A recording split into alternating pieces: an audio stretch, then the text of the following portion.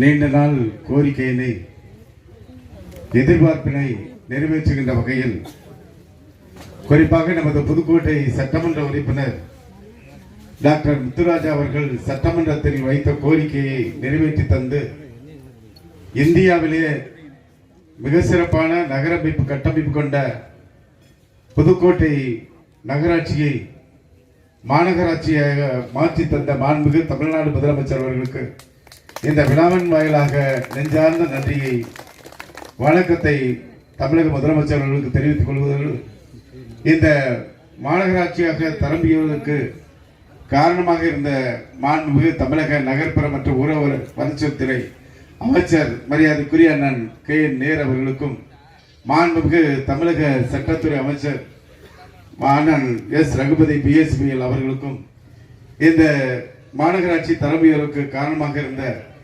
வருங்கால தமிழகத்தின் நம்பிக்கை நட்சத்திரம் இளைஞர் நலம் மற்றும் விளையாட்டு மேம்பாட்டுத்துறை அமைச்சர் மாண்புமிகு அண்ணன் உதயநிதி ஸ்டாலின் அவர்களுக்கும் மற்றும் இந்த விழாவில் மேயராக இன்றைக்கு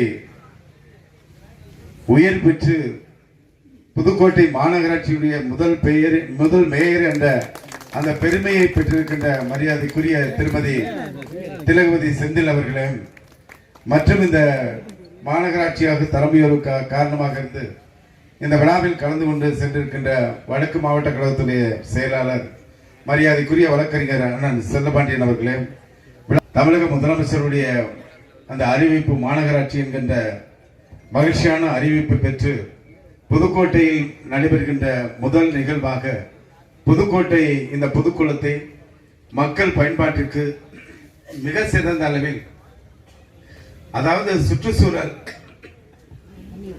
சுற்றுச்சூழல் மிகுந்த பகுதியாக மாற்றுகின்ற வகையில் இந்த 5 கோடி ரூபாய் மதிப்பிலான முதல் கட்ட பணியை தொடங்கி வைத்திருக்கிறோம். கூடுதலாக என்ன நிதி தேவைப்படுகிறதோ அதையும் தந்து இந்த புதுக்குளத்தை மிக சிறப்பான பணிகளோடு குறிப்பாக இந்த குளத்தினுடைய மேற்கு பகுதி கிழக்கு பகுதியில் பார்த்தீங்கன்னா முழுமையா வேலிக்கருவி அந்த வேலிக்கருவி நிறைந்திருக்கும். இந்த கரையில பார்த்தீங்கன்னா முழுமையா அதே மாதிரி நிலைதான்.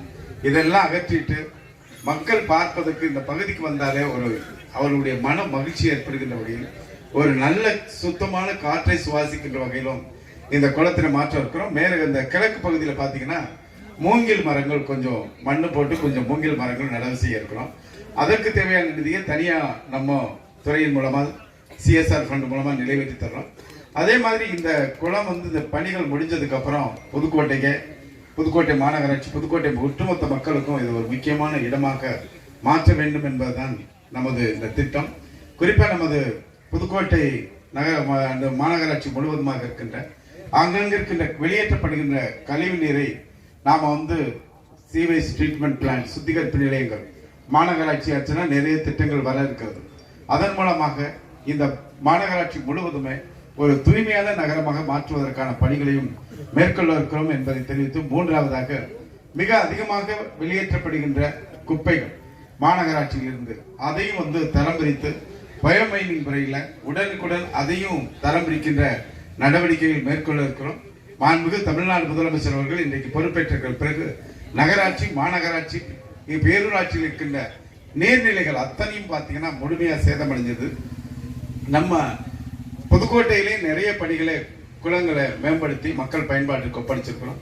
அப்படி அடுத்த தலைமுறைக்கு எடுத்து செல்கின்ற இயற்கையை பாதுகாப்பாக அவர்களிடத்தில் ஒப்படைக்கின்ற அந்த பணிகளை இந்த புதுக்குளத்தில் தொடங்கி இருக்கிறோம்.